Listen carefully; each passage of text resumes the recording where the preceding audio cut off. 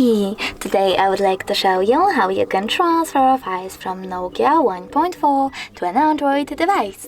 Firstly, just open Play Store on both devices and click on the search bars. Now you need to type in Send Anywhere and install this free app from this developer. Then just open.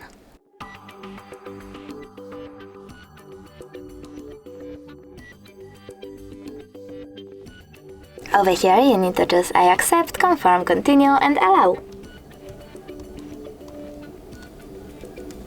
Then select receive on an Android and send on Nokia.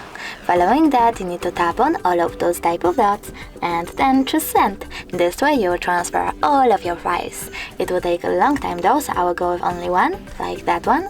Just send and tap on got it.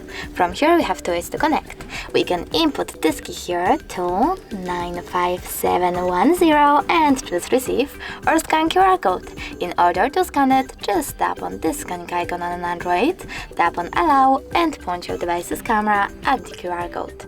And after a couple of seconds, as you can see, my photo is successfully transferred. Thanks so much for watching. If you enjoyed this video, leave a like, comment and don't forget to subscribe. Bye!